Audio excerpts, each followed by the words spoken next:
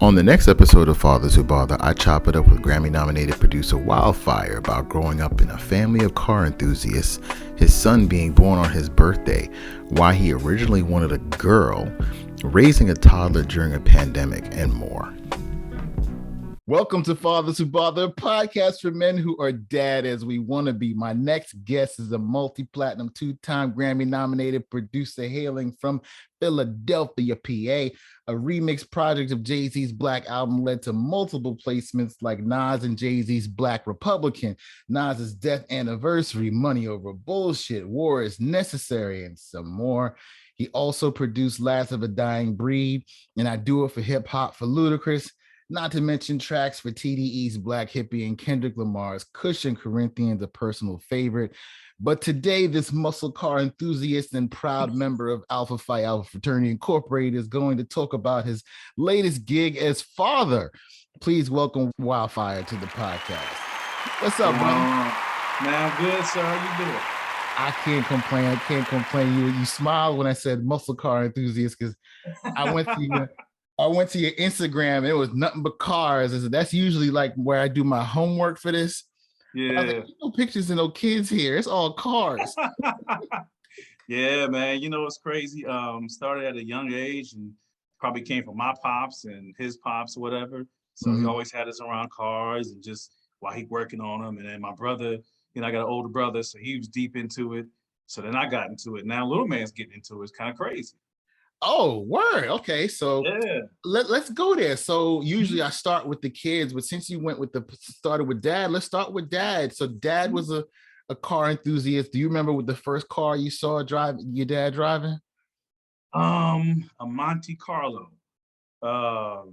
80 something. I can't remember the exact year. It was an 80 something Monte Carlo, and it was crazy because it was like green, which actually those colors is kind of coming back. But it matched the color of the house, which was kind of crazy, you know what I'm saying? But it was a hot whip, had little green steel wheels, you know what I'm saying? And then you kind of souped it up, you know, built the engine up and little things like that. Mom used to be like, yo, that joint's too loud, yo, what are you doing? But we liked it, you know what I'm saying? So kind of started with that, and then my his brothers, my uncles. So this was in Philly? Yeah, yep. Is your father a Philly native too? Yeah. My mom and my dad, they both from, my dad's actually from North Philly, and my mom is from, I guess, technically West Philly. So that's Okay. where I was born, West Philly, you know, Mount Pleasant Avenue. West Philadelphia, you're born and raised. Yeah. Now, I do got to say, cats tell me I got to start claiming Jersey more because, you know, we moved to South Jersey and back to Philly and back to South Jersey. The cats know the area. It's like across the bridge, but shout out to Willingboro, you know, shout out to Pensacola and all that good stuff. Gotta show love. What was your relationship like with your dad growing up? Man, I was pretty tight with my dad. You know, so it's crazy. You know, like a lot of situations, you know, we go through, you know, good times and bad times, ups and downs. So when we was young, man, I mean, all we knew is Pops was, you know, working. He was fun. You know, he's from the street, so he didn't play, you know, all that good stuff. And we were very close. Took us fishing, you know, all that good stuff. And I always tell my brother and my mom, it's kind of crazy because, you know, my pops, like I said, a hard worker and all that good stuff. But it was actually a point when he actually kind of turned to the streets. And that was more so, and I always say it was like a blessing because it was more so once we were kind of teens. I don't want to put too much out there, but you know, it was kind of once we were teens, you know what I'm saying, things got a little bit rough. And you know, Pops is like, yo, I gotta provide for the family. You know, Mom's is working multiple jobs. And he, you know, he kind of turned to the streets and you know, did what he had to do. So he kind of showed us the hard work piece, and then he showed us the other hard work piece. You know what I'm saying? And you know, end up okay. You know, it was a point in time when he was done with that, kind of came back to, you know, the other side, and we got through what we had to get through. So a lot of details I'm leaving out, but of course, you know. But you know, I appreciate the honesty, and it's actually kind of inspiring to know that you can get out of that life because we usually the conventional wisdom is, you know, the only way out of that life is jail or on your back. And the fact that he was able to get out and get back to his family, I mean, that's good. That's the way it should be. You know, we should be allowed to, you know, we all make mistakes, so we all do things that maybe shouldn't have done at some point, but that Right. shouldn't define who we are Right. as people for our entire lives, you know. So I'm glad that he was able to turn it around, and you guys didn't follow in his footsteps, because you know that's usually the other thing. They're like, oh, well, daddy did Yeah. it. Exactly. He used to always say, he's still alive. I speak like I said, used to, like he's not still here. He's still here, by the grace of God. Mm, Um, he would say, I'm showing y'all what not to do. mm. And I remember we used to be like, man, get out of here showing us what not to do.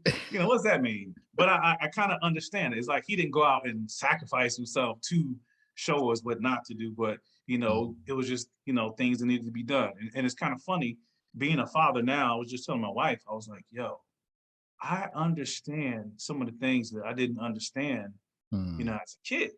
Because it's like once you get kids and when you have a family, you got to do what you got to do. And mm, for him, coming up, saying kids, so you come up in the 80s and the 90s. I mean, it wasn't sweet really yet for a black man, especially, working a job. My dad is he's a printer by trade. mm, So, he worked with his hands, blue collar, all that good stuff. And, things get tough. Who even knows what kind of things he had to deal with on a job, you know what I'm saying? And he's a prideful man. He ain't no punk. He's not about to let you talk crazy, you know what I'm right. saying? And at some point, like you said, you got to do what you got to do to support your family. And did what he had to do. And we never went without a meal. We never went with the power off. None of that stuff. And Mm, there's folks that, once he kind of got out, he kind of started pulling folks out, so to speak. mm, So my pop was known as Unc, around the way, and he used to, like, I had cousins that was, I won't say what they was involved in. They was involved in a lot, and mm, he became like, that father figure to them to kind of pull them out and say, "Yo, I understand you got to do what you got to do, but at some point, you want to see your kids, you want to get out." And he kind of mhm. became known as that guy, the good dude trying to get you out. I did it. Y'all don't got to do it. Trust me. So he actually helped save a lot of brothers, man. To be honest with you, especially That's my family. that's dope. That's dope, man. No, So I'm curious, what did he? Well, you talk about your mom too, but what do your parents think about when you decided to go into music? Because you went to college, and yep, when we go to college, we're not supposed to yeah, come out rapping and DJing and shit. We're supposed to be lawyers, yeah, doctors, yeah, engineers. exactly, So, exactly. what did your parents, and in particular your father, think when you decided music was your calling? Yeah. I probably got my love for music from my dad. It's actually fun. I never forget. He actually taught me how to play. I don't know if it's chopsticks, something silly like that, on my aunt's piano back in the day. So he actually taught me how to play my first song, and Mm, so he's always a music head. You know what I'm saying? And then my mom, so she's proud, but I kind of kept it on the low. I kind of downplayed it, to be honest with you. And I never told nobody this before, but so when things was rough, we got closer, with the Lord and then more into church. mm, So because obviously I wasn't doing gospel, yeah, I didn't really tell moms exactly what was going on. You know what I'm saying? It was just a hobby. I knew my boy gave me some programs to try at the house, and she probably didn't even really put two and two together. She thought I was just making beats and my homeboy, rapped or whatever. mm. But I think the first time I told her, I started talking to her about the Nas stuff. And she was like, cool, cool. And I was like, yo, but just, I'm not going to quit my job. I'm not going to whatever. I'm not going to go too far this way, make sure things are still taken care of or whatever. And then kind of like once the records started coming out and, nominated for a Grammy, that's why I was like, let me kind of tell you what's really going on, Which one was Mom. the first Grammy nomination? The first Grammy nomination, actually, it's funny. It was actually Missy Elliott.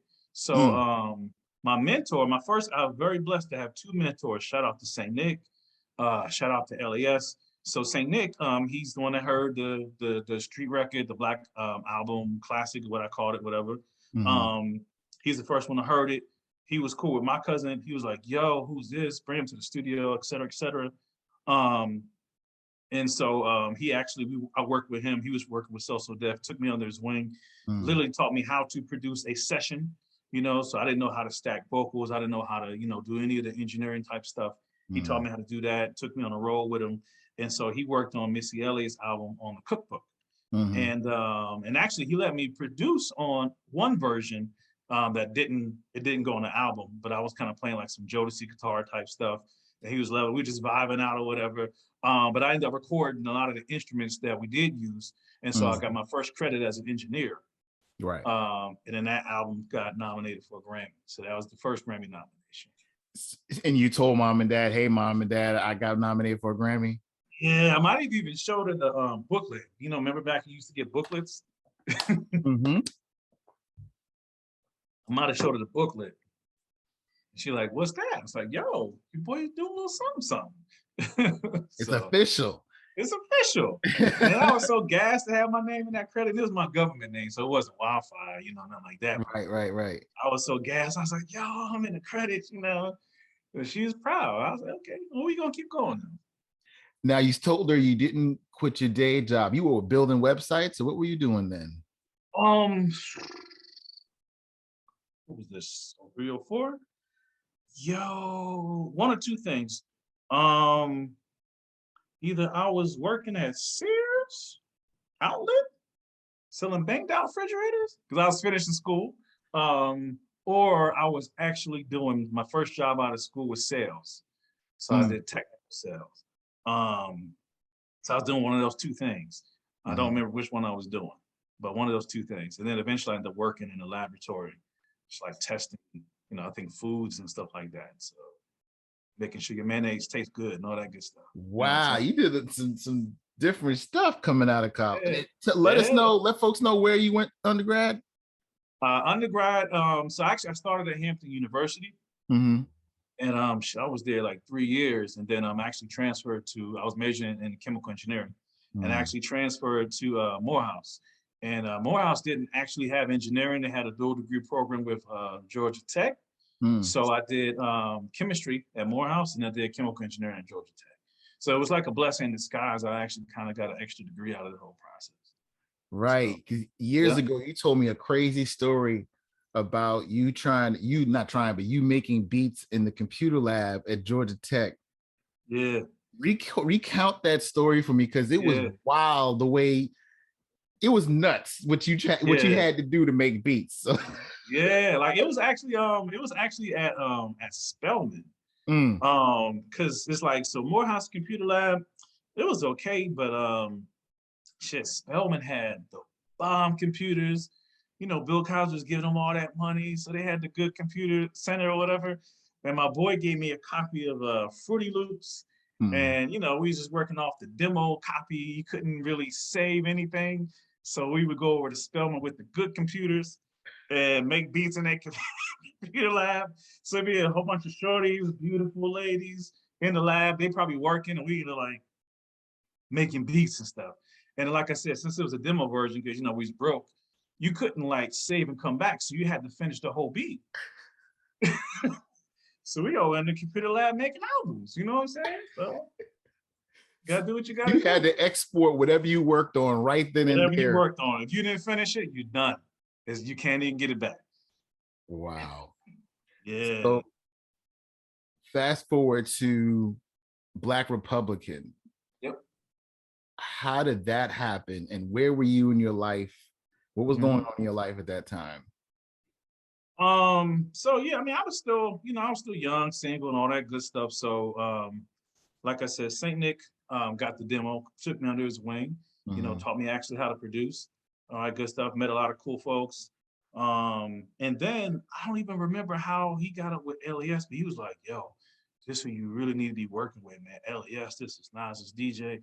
I was like, "Oh yeah, I heard of LES. You know, I grew up on Nas, all that good stuff." And then I met him, and I don't even know how we got talking, but that's where the website piece came into play. So LES was like, you know, "Yeah, good to meet you, blah, blah, blah." And I had gave him a copy of, I guess we'll call it a demo. He's like, "Cool." He said he gave it to his mans and whatever, check it out. But then somehow I brought up websites, and I did a little bit of Bill Gates on him. I told him I could build websites. I couldn't really build websites, but I was like, "Yeah, I can build your website." Da, da, da, da, da. He's like, "Oh, word? That's what I'm definitely looking for." My nigga, I can say that, right? I can say it's all good. took the whole weekend and taught myself how to do HTML, which I guess was popping mid 2000s, right? Right. And then I built his website for him. Wow. And then he's like, "Yo, this is hot." Then one day he was like, "Yo, my man said he listened to that CD and it was kind of hot. I didn't get a chance to listen to it. Send me another copy." And then I sent him another copy, and then he listened to it, and I sent him some beats. He's like, yo, we should maybe work." And then it kind of we just went from there. Mentor number two. That's hot. I remember that first hearing that. Like the idea that Jay and Nas were on a record together was already crazy, but then finding out who did the beat, I'm like, oh, this beat is hard. How did that feel? Like knowing not just one giant, but two giants were going to on a record you produced. Man, I don't know if I believed it. Sometimes I still don't believe it. I mean, because I say that was my first official placement. Technically, Death Anniversary came out before that. That was on DJ Clue's album at the time. But I mean, that was my start. And to me, that's kind of when I knew it was meant to be. Like, so it's weird. I had a dream way before that, before I even remixed the album. The reason I even did the Jay-Z remix album, I had a dream and it was like mad vivid. You know, I was in the studio with Hov and I can like see his face so clear and he was just saying different things or whatever. And I was just like, yo, that felt real. And then like, you know, Kev Brown had remixed the Black album. His John, the Brown album. Yep, I remember. Woo, that John was hot. And I think somebody else did it. And I was like, yo, first of all, everybody keeps doing this. So time is getting short. Right. So I was like, yo, I'm gonna give it a try. And then remixing it, I felt like I got to know, how Hov do his lyrics and how he do his flows and all that intimately, just, working with the acapellas and all that good stuff. And it never felt like it was the weirdest thing. It didn't feel like work. It just felt like I needed to do it. Like my roommate at the time was like, yo, I remember you used to be in there and I got to get up and go to work at 9. You stood down there banging out. I was like, yeah, I know. I had to be at work at 9 too. But it was just something was like, finish this. So it kind of, honestly, man, it felt divinely inspired, it was meant to be, that to do that with Jay and then actually get my start with Nas is kind of crazy.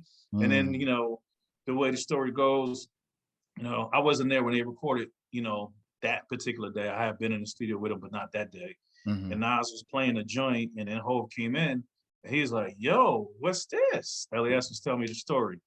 And then he started mumbling something or whatever. And Nas was like, yo, say it in the booth. And L told me, and I was like, oh, okay. But I'm like, all right, so there's like 50 steps to, I said this on Twitter before, it's like 50 steps to a record getting placed. You gotta get it to them. Just 1,000 middlemen. Get it to them. Do they listen to it?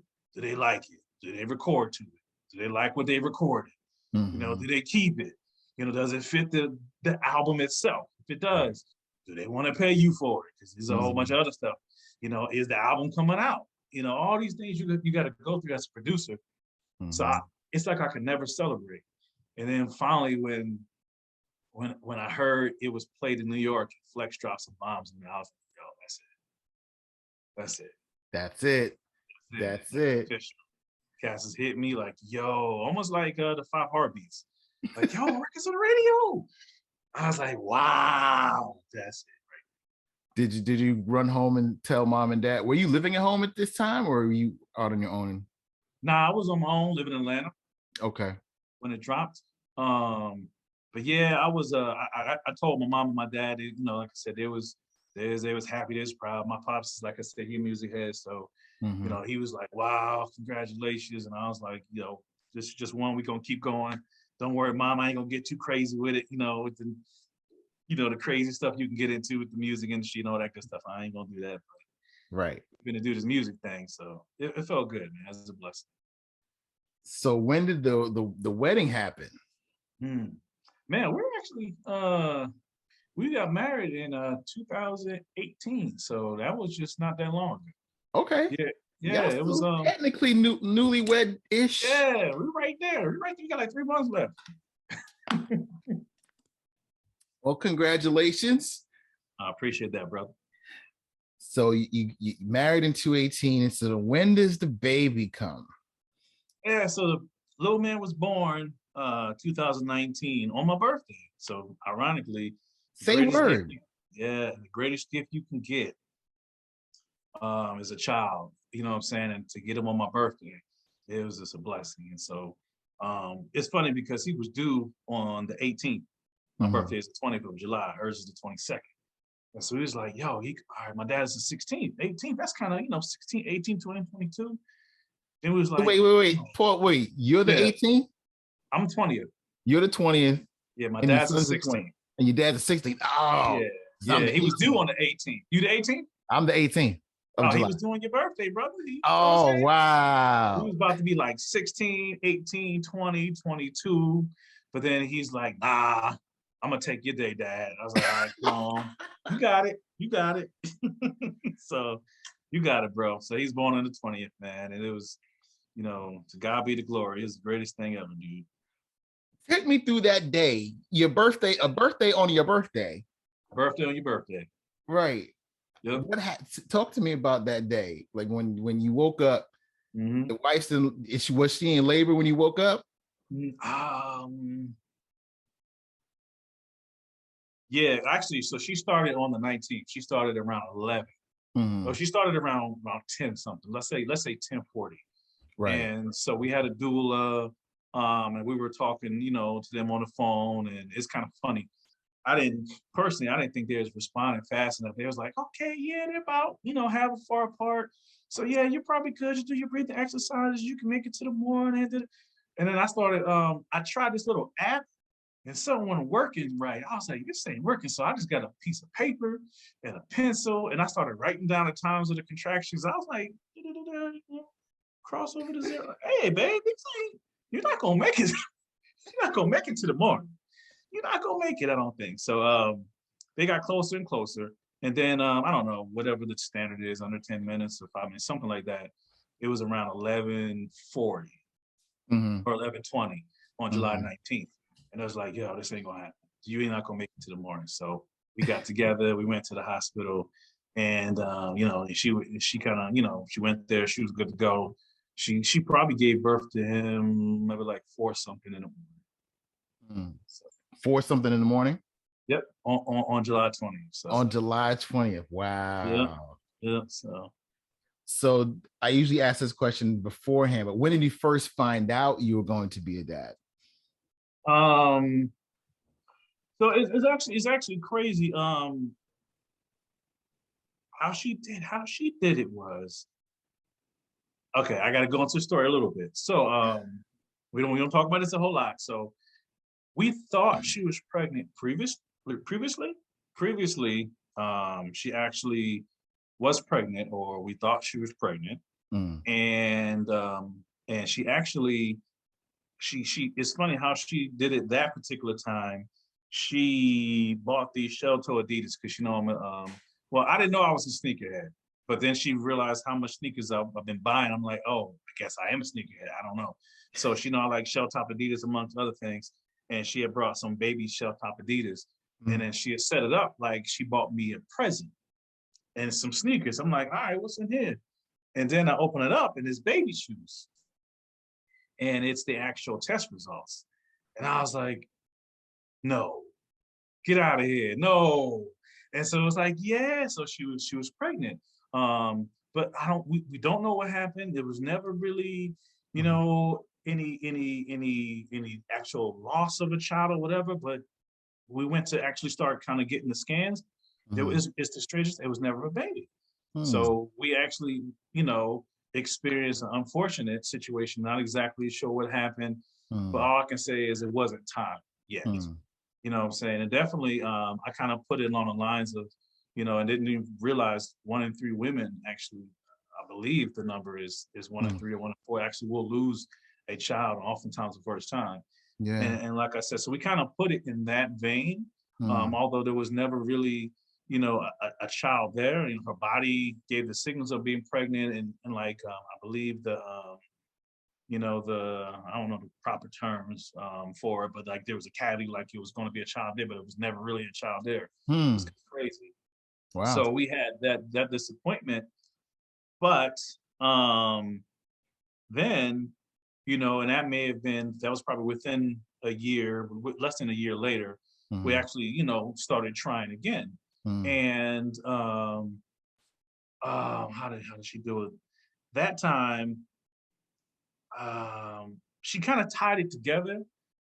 Somehow those sneakers came back into play, and and then I think she did something similar, but with the sneaker, and then it was like, wait a minute, what are you saying? What are you saying? And it's like she was pregnant. And this time she was actually pregnant, and so it was a beautiful thing. And then, you know, from there everything went really smooth. But Did you find God, out? Did you find out you were having a boy ahead of time, or did you wait? yeah, yeah. I was kind of debating if I wanted to do it, if I wanted to know, but yeah, we found out it was a boy. So yeah. So what was going through your mind? He's like, I'm gonna have a boy, I'm gonna have a son. It's crazy because at first, don't tell my son, I wanted a girl. This is on the internet though, forever. So it is what it is. Not so at first, I wanted a girl only because I was like, yeah, kids gonna outgrow you. I love the relationship you got with your pops. You know what I mean? He can kiss Mm, you, cuddle you forever. At some point, little boys gonna be like, yo, get off me. I was like, yo, I want a little girl. You know what I mean? But then it's kind of like, but I also want somebody to carry my name and mm, all these other things. So I went from wanting a girl to kind of being neutral. You know what I'm saying? And then when it was a boy, it was like, yo, it's a boy, let's go. Connor got Eagles fan, let's do it. mm. So So this then was overall, 2019. 19, yep. 2019. This is the year before the panty.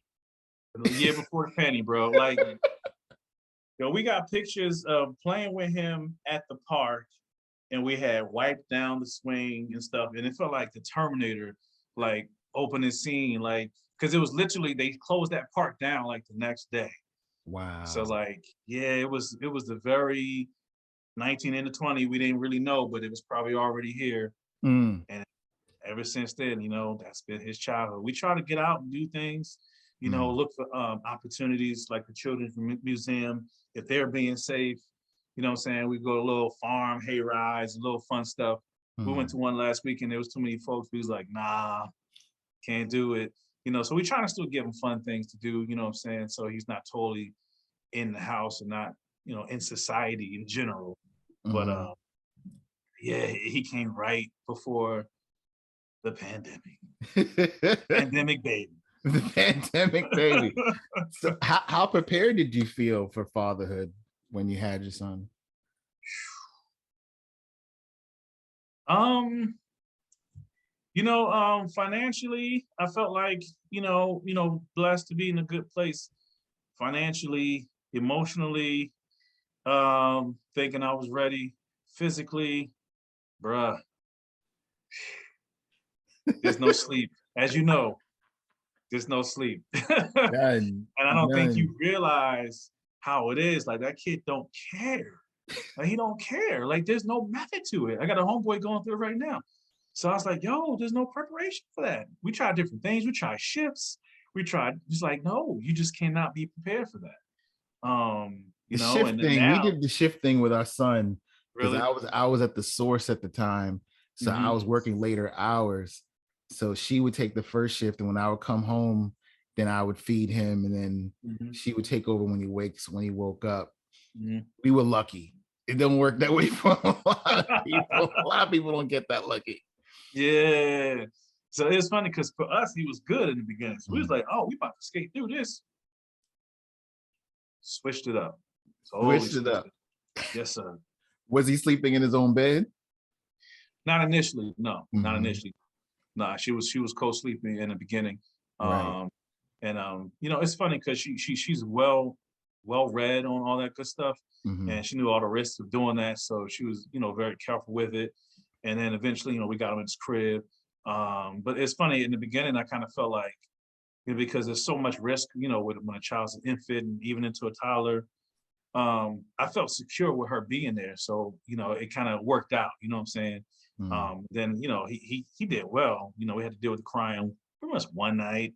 maybe 2 nights. I got a picture of me in the crib holding him. What I'm Mm. saying? Like, it's a contact sport. Parenting is a contact sport. But he's a good dude, man. Eventually, he's probably like, you know what? This bed thing's gonna work out fine. Y'all go and do y'all thing. You know what I mean? So I know he's young, but what's he like? What's his yeah, personality like? Was he now two? yeah, 2.5. Two and a Yo, half? he's hilarious. He is hilarious, and he speaks so well. And I didn't realize that too. People keep telling us he's been talking for like not well over a year, but he's been talking since before he was 2. Mm. And we just speak to him regular. And I kind of like doing it. I'll be saying bro and da da da da da, and just playing around being silly. But I speak to him regularly. Mm. Um, and I think that kind of helped him, pick up. And then my wife, she's awesome. She was actually working when we first had him, and then we decided she was going to stay home. Mm. And then in true boss fashion, while being home, she actually started her own company. Mm. She's like, yeah, I'm just gonna start some remote stuff, just get some money here and there, whatever. I was like, babe, you good, you don't gotta do it. But she's like, yo, I mean, this is who she is, as a person. And then now she's kind of built it up, and she's kind of turning clients down and stuff. And so she's still here and he's still here. So she still takes care of him. Mm. And that's why we made sure he's like, we're gonna build you a real nice office. We actually just bought this house 2.5 months ago. Oh, So okay. yeah, Congrats. studio, appreciate that, brother. God is good. Mm. Studio is got some equipment, got some couches and a TV. So I'm still doing it, but she's got the office all set up. Um, so he's here, and she's done an excellent job with him. She's got a master's in early childhood education. So I'm like, Mm. you can't ask for Mm. more than that. You know what I'm saying? So Mm-hmm. just really blessed, man.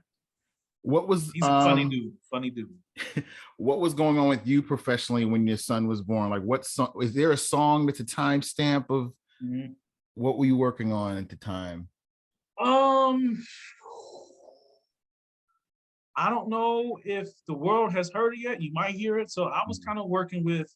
So I actually started building a relationship with rapper Pooh Mm. and Big Doe and my guy Rich down in Charlotte. And so I got to know Luke. Mm. Signed to Dreamville during that time. And shout out to my boy Kills, who's another dope artist. And we actually did the whole album that I had posted Mm. on Twitter.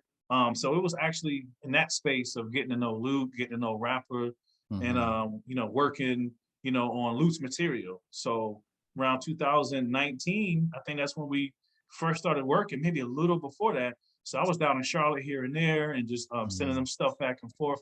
So I was in a real gritty, grimy, hardcore drums. I had a placement in a little bit. I'm about to, get my revenge type ill mood. You know what I'm saying? And the music was coming out kind of hard, like Dilla drums, shout out to the GOAT. Not, you can't actually have Dilla drums, but you know what I'm saying? Hardcore drums, Right. and all that good stuff. So I was in a good place musically. You know what I mean? The little man came and now I'm making R&B, bro. It's just like Did becoming a dad change your style a little bit? Did it soften you up? I know you're joking, but did it yeah, change it a little bit? it did, man. Like you find your voice being higher, when you talking, like, what's up, little man? Like, oh, making a video, can't even post it on Facebook because you sound crazy. Like, oh, that's not me talking. But yeah, he softened me up, man, with his smile and it's the way he is, and his voice, and watching him go into the studio and pick on the guitar and wants to sit on my lap and play the keys and stuff. And I'm just like, wow. I mean, I still kind of am able to channel aggressive energy to kind of make some hardcore hip hop stuff, but I definitely find myself kind of playing, some smoother things, filled with a lot of love, all that good stuff. So, When you all happy and stuff, you came in happy and hardcore. stuff, man. I got a Luke new like, get house and out a of here. baby. You know what I mean? Get out of here with this soft music, bro. Get that hardcore. Has he shown a preference for anything yet? Audi RS e-tron. That is, I don't know what it is. It is, the Audi RS e-tron is the new electrical car. Mm. Unless you meant musically. Oh, I meant musically, but Oh, okay. sure, I'll take cars too. Yeah. Oh, well, I just know that Audi RS e-tron is his car. He sees the rings on a car somewhere. Oh, Audi RS e-tron. Like this dude is a car guy. He can tell Lambo versus Ferrari. What? He can tell Ferrari types. Like he knows a Ferrari Roma. He knows a toddler. Because I kind of like exaggerate when I say that. It's kind of wild, bro. He knows Lambo, but he says the whole Lamborghini, so it sounds hilarious. He knows Mustang. He knows Corvette. That's his favorite. This is his other favorite. So he's a true car guy, bro. It's gonna be very expensive in like 15 years. He's asking for driving lessons when he's 10. Like, come on, Dad. Right? Exactly. We got a lot of video of him just turning the wheels, what he calls it. Musically, he likes rock and roll. Because we used to kind of play around with this little teddy bear and do like little rock and roll stuff. So when he hears rock and roll guitar, he stops and looks up. He likes anything with a good beat. He do this little Holy Spirit dance where he just be like his feet just be patting, pitter-patting or whatever. He don't like dark stuff. Sometimes we'll watch car videos, and if it's something's too dark, he'll be like, no, don't like that, don't like that. So, anything with a good beat, something poppy, trappy, something like that, he'll bounce to it. You know what I mean? So where do two-year-olds listen to music now? My kids, they were big on Pandora and streaming and stuff. But where is it? 2-year-old? Is it YouTube? Like, where are they listening to music?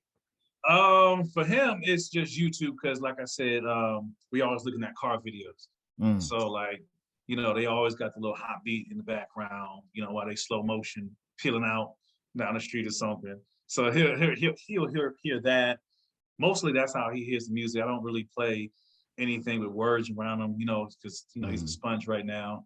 Or every now and then, if I'm in there banging out, and they come in, usually I gotta wait till they until I kind of insulate everything. Wait till they dip out, run an errand, and they come in, and I'm in there like he'll walk in and he start bobbing his head. I'm like, all right, turn it off because I don't want them speakers to mess with you because it's kind of loud. You know what I mean? And they'd be like, nah, I want to play music. Like, nah, we'll do it later, bro. We'll do it later. So that's how he hears right now. He got the kiddie stuff going on, and then he got like the instrumental trap stuff on YouTube. That's about what he hears. So has Grandpa been able to meet him yet? Yes, they actually favor a lot. Like I told my mom, like, my pop was actually sick a couple of years ago, and he actually got testing 1 2 3 testing 1 2 3 folks, because a lot of folks really looked out in that time frame. So he's doing good now. I told my mom, like, we kind of got a weird sense of humor in our family. I was like, yo, I'm glad he's not dead, man, because my son's name is Theo. He looks like Daddy a lot. That would have been creepy. on some reincarnation type stuff, like, yo, are you my dad? I'm your dad, but you're my dad? This is wild. So he looks like him a lot. And he loves him. He loves him to death. They get along. Like, what was that? Do you remember that first meeting when your dad first met your son?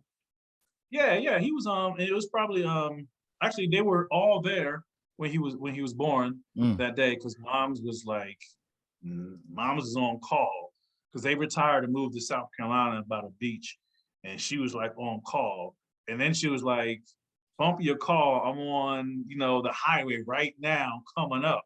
And we was like, yo, chill, but they came to the hospital or whatever. So I guess the first day we came home, he actually held him. So he held him within the first week of him being alive or whatever. I got some pretty cool pictures.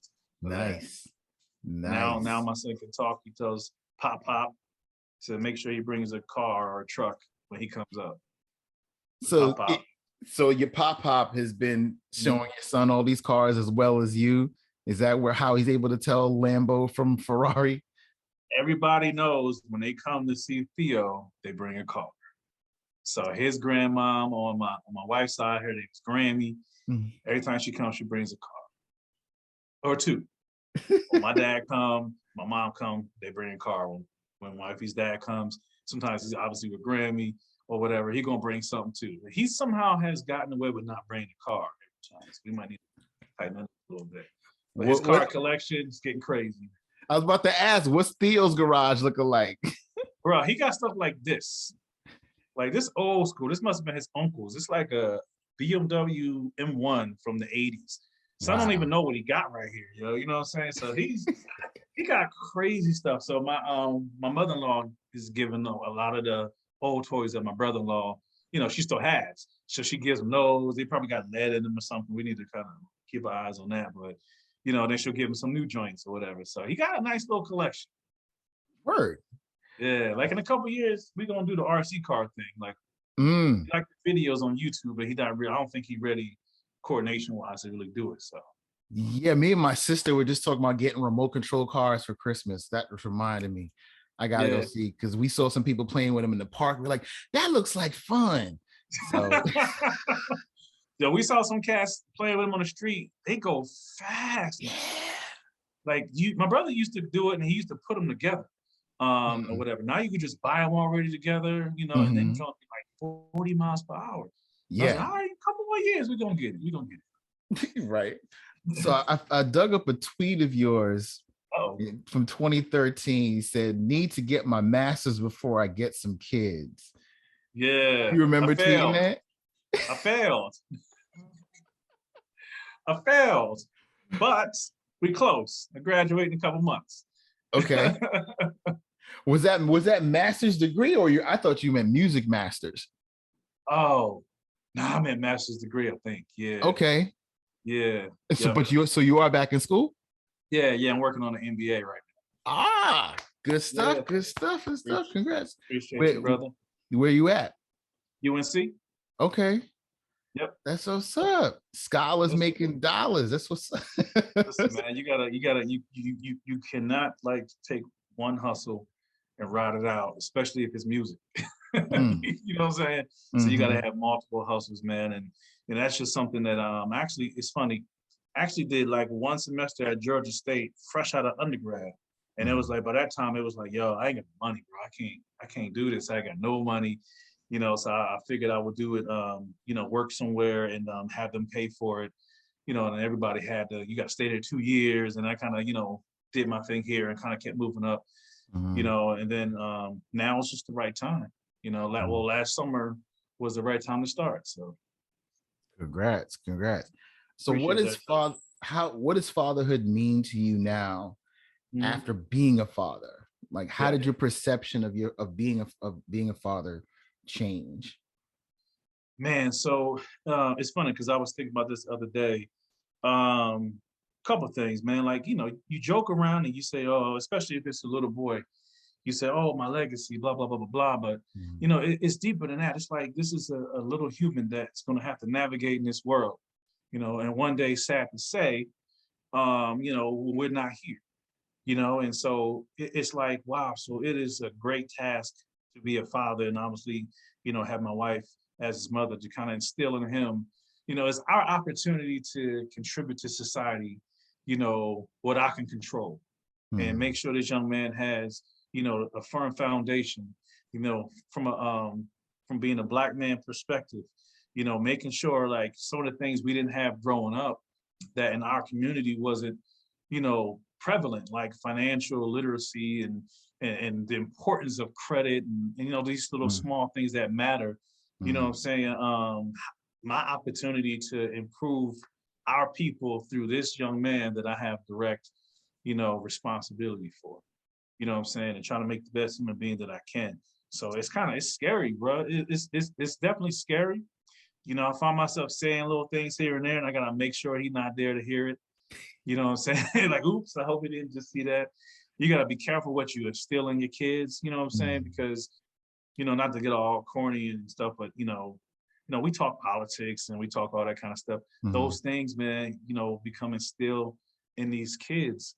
You know what I'm mm, saying? So making sure he, is a tolerant kid, make sure he loves everybody, respects everybody. You know what I'm mm, saying? Those things that really matter. That primarily comes from parents, in mm. my opinion, or your guardian. You know what I'm saying? So it's a big responsibility, bro. I mean, like I said, I know it's corny, he's just one kid, but we can keep him on the right track and make sure he, get the same upbringing that we got. That, small percentage can help. You know what I'm saying? How did being a dad enhanced your relationship with your dad and your parents in general? Yeah, man. So like, it's funny. My brother had kids before me, and I used to be a critic. You know, oh man, why you da da da da da? You know, why you didn't drink half the water and just leave the bottle laying around? You know, like, okay, you got no kids, blah blah blah blah blah. And then now it's kind of like, okay, you know what? It's deeper than just rules, regulations. Put this out here, expect them to do it. You know, there's a lot of love and a lot of learning to be done on both sides. And for me, it's like a lot of things that he's still just 2.5, but a lot of things that I actually still remember. It's like I find myself doing it, and honestly, I'm turning into my dad. It's weird. It's weird, bro. I'm like, what the? And so I feel like I need to call my dad more now. It is the craziest thing. I feel like I need to call him more, you know, say thank you. Just the other day, I told my wife, I was like, yo, I'm gonna call my dad and be like, yo, I understand even more now how things were back in the day, why things went the way they went. Mm. You know what I'm saying? And I love you and I appreciate you for it, because it's like having a little soul that you're responsible for. It's like, that's serious stuff, brother. You know? Brother, empathy is the word I use for my Yeah. dad now. My dad passed in 2018, but Okay. I think about, thank you. I think about what he was doing when he was my age. Mm-hmm. Like how I got to count now. I can't remember how old I am. I'm 47. So I always Mm-hmm. count back to figure out like what was my dad doing when he was like in his mid 40s. And I Mm-hmm. remember how old I was. And I'm like, fuck, how did he do it? Like, how did he raise a teenager in the 90s in Yeah. Brooklyn Right. without losing his mind? Right. How? It's crazy. Bruh. Because at my Crazy. high school reunion is coming up in this. I just got a notification today. I tweeted about, I was like, my 30th high school reunion is coming up in the May. I gotta save the date. And I Mm-hmm. think about my dad when I was starting college, what he was going Mm-hmm. through and the anxiety he had, Mm-hmm. making sure I got into a good school and how they were gonna pay for it. And I was like, whew. So How, bro? Right? Man, our parents are superheroes, man, especially, you know what I'm saying, what they had to go through. mm-hmm. You know what I'm saying? Like, it's just crazy. It's amazing. It's this inner strength that we, you know, probably, you know, hopefully we don't have to go through what they went through, but probably Mm-hmm. could never understand it, you At know, all. At at all. all. You know what I'm saying? Man, And you're doing well too. So, you know what I'm saying? Your father, you know, is definitely a victory. You know what I'm saying? And definitely that's making what's them up. proud. Yes, sir. I can't leave without letting people know this interesting tidbit. I can't remember how it happened, but you put me on to Kendrick Lamar. Like Ah, yeah. we were tweeting one day, and I Right. was asking you about what you were working on, and you were like, "Yo, I got a song coming out with this kid Kendrick Lamar." I'm like, "Yeah, it's on this thing called Section 80," and I was like, "Huh?" And I went to listen to that, and I said, "Yo, this is crazy." Yeah, man, that brother right there. Yeah, it's so if the question is how did that happen? Yeah. Once again, LAS, man. So J Rock was signed to one of them labels, and L was actually sending beats for me to Mhm. TDE. And Mhm. it's funny because when we actually got in the studio, they actually thought a lot of the beats was LAS, because you know he's Mhm. just sending them out. He wasn't trying to, you Mhm. know, be funny or anything, but it came from him. And it was like when I was playing beats, it's like, yo, and they was rapping and stuff to it or whatever. They already had songs written. So I think I heard J Rock freestyle over a beat of mine, and Mhm. somebody on my team, in my opinion, took the wrong energy. They was like, "Yo, man, what's up with that?" I was like, "That shit hot though." Mhm. It's hot. So my boy in LA put me in contact with Punch, and I was like, "Yo, I heard that joint that J Rock was freestyling on. We actually had like a song in the books, and I forget what it was called now, but something about." mm, I forget what it's called now. I ended up being on his debut album, but I heard the record. I was like, yo, let's work. You know, I was like, yo, you know, don't even worry about the joint shot. God, let's just get together and work. So Mhm. I met them in Atlanta. So it was me, it was Punch, and it was Kendrick, and Kendrick hadn't come out yet. And it was J-Rock, and I had my little bro with me. Shout out to 151.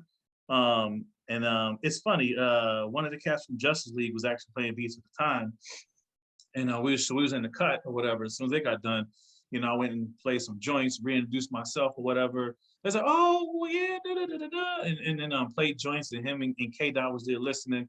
They was going back and forth with flows and stuff. Like I said, then I went and chopped up a punch, and then at one point, me and K Dot was on the side just rapping, and then we got deep and found out like we got extremely similar stories. Like both of us come from very tight knit families, spiritual families, families who are affiliated with some things. You know what I'm saying? But we was the ones they would not allow to get too deep into that. Like literally, both of us had that in common. We was like, and then we were just, some other things we was talking about. We was like, wow, we got a lot in common, bro. And then so we exchanged information, and he'd actually already used some stuff on some of the earlier records, like the mixtape type stuff.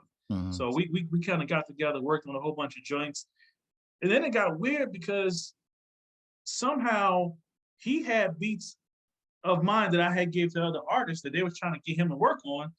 And then like when I heard it, like I was working with my boy Steve Careless, shout out to Steve O. We had an artist we were trying to break, and they said some stuff to Kendrick. And when I heard it, I was like, yo, that's Kendrick. I had Kendrick Lamar up. I was like, yo, that's you. He's like, yeah. I was like, yo, I did that joint. He's like, yo, destined to work. We're destined to work. And then we just, we formed a relationship then. And so the Average Joe came out. It's a story behind that, and then some other joints the world hasn't heard yet. And I'm not, I'm not clout chasing, what I'm saying? So I'm not gonna leak it. Cats always be like, yo, you gotta leak it. Nah, I'm not gonna leak it, not gonna leak it. We do got a joint called Good Kid, Mad City. You know what I'm saying? That predates the album itself. Wow. And some other joints. A joint called Seventh Day, which that joint's pretty hot. That joint really hot. We got a lot of joints. And then Section 80 came out. I gotta come down to your house, to your crib, and let you play them for me. I gotta hear these. Whenever, bro. You let me know when you are somewhere between North Carolina and Atlanta. I'll tell you where I actually live at. But welcome to stop through anytime, my brother. I will. Anytime. I will.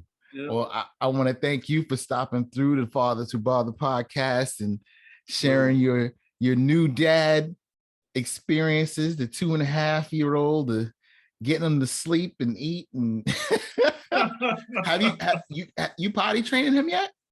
Yeah, it's starting. How is that going? I mean, I don't know how it's supposed to go, but he tells her when he got to do it. I'm like, okay. All right, cool. Right now, we're like, keep telling us, let us know when you got to do it. So, you walk around, be like, yo, you got to poop? He's like, not yet. It's just conversation. That's the main thing. That's the main thing. With my daughter, we just woke up one night and we heard her after, all the trial and error. We just heard a door open and we heard the seat go down and we went in and there she was sitting there, just little feet swinging. We were like, yay! She did it. She didn't know what. She was like, why are y'all bugging out? I'm just here trying to use the bathroom. But she had done it unprompted on her own. So we were like, so you had it in there already. And she kind of just decided she was going to use the facilities. Right. Nice. I'm buying one tomorrow. Yeah, the potties help. The little seats and stuff, they help. Yeah. And that's the last phase right there in terms of I don't want to say the hard stuff, but the early life type stuff, and we got to start talking about school, and the COVID thing that makes that, that conversation, we got to be real strategic. It's hard. We kept my daughter out for like a whole year, and she was not happy. She's a social person. She likes her teacher. She likes being in school. So schooling from home was not for her, but she stuck it out. We were able to get her vaccinated. And so we feel a little safer. We literally got an email Friday saying, well, yes, there was a person who tested positive, but you don't have to quarantine yet, and blah, blah, blah, blah. So it's like, yeah, people starting to get real lax with them rules, bro. Real lax. So yeah, keep little man at home for a little while longer. For sure. Got a little bit of time, you know what I mean? We got to start thinking about masks and stuff like that. So Right, he's a good right. sport, so he'll enjoy it. Word. Well, Wyldfyer, thank you, brother, for coming through. Sure. Give my best to the wife and the family, Absolutely. You do the and same. keep us posted on the comings and goings and the new fire. Absolutely. Got some And coming, brother. Got some coming. tag me, man, Yeah, at JL Barrow at Father to Bother. Let us know. for sure. We'll do. All right, brother. Take All right, care. brother. Love. Talk to you. All right.